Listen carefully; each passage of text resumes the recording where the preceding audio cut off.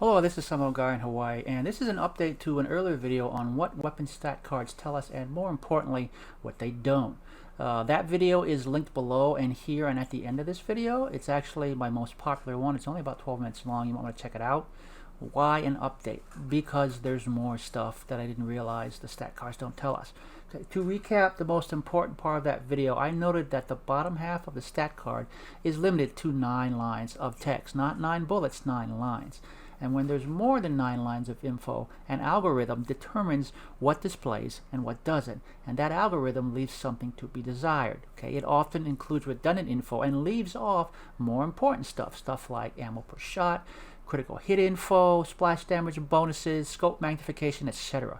If we care about that stuff, we need to be aware of this and at the very least look at the parts tab.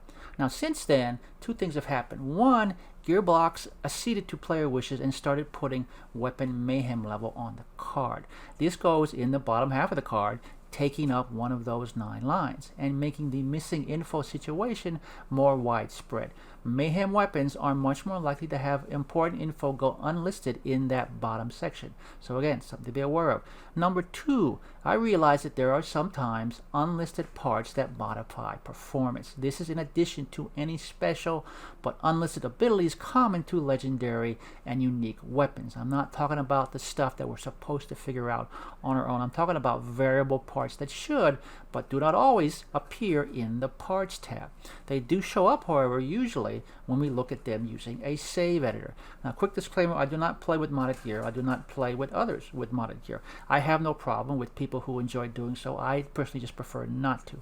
I only use the save editor to understand all the parts and variants and how they affect the numbers listed on the stat card.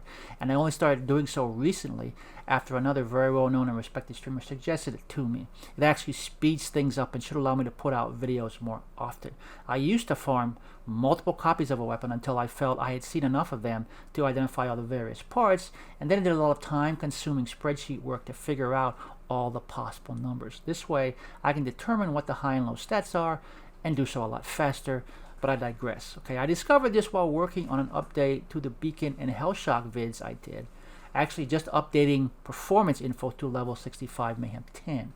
In the save file, I noticed that there are 3 body accessories that are not listed on the parts list when you pull them up in the game, okay? And they all have performance modifiers. And every Beacon and Hellshock has one. Most Model 1 pistols based on the blaster probably have them as well. Okay, this one adds 10% to damage, this one 10% to rate of fire, and this one affects charge duration and projectile speed. And if we look at the parts visually, they are actually distinct. We can actually see 3 different body parts. Now, I went back and reviewed a video by Agent Lomax from December 2019 in which he profiled Model 1 pistols, and he actually pointed this out. He obviously did the math, but did not have the advantage of the save file editor, as he could only confirm the fire rate and damage boost. He couldn't say what the third part did.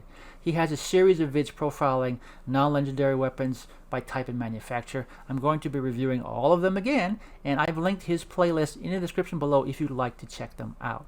Now, I actually noticed that there was a problem and pointed this out in my earlier videos. I realized there were variants with damage numbers and rates of fire that didn't fit the listed parts, and the difference was 10%.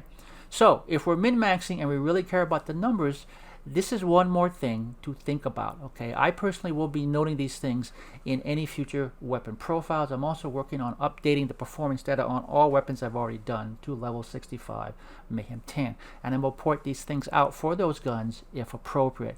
I'm actually going to start summarizing weapon performance info on one big spreadsheet, adding it to it as I go, updating it if or when Gearbox adds future level caps. I hope to post that spreadsheet online soon. Okay, and that's it for the update. Comment or like below, subscribe, and click the bell if you'd like to be notified of content like this in the future. Come see me on twitchtv.com/Samoga in Hawaii if you'd like to ask me something in person. As always, stay safe, and thanks for watching.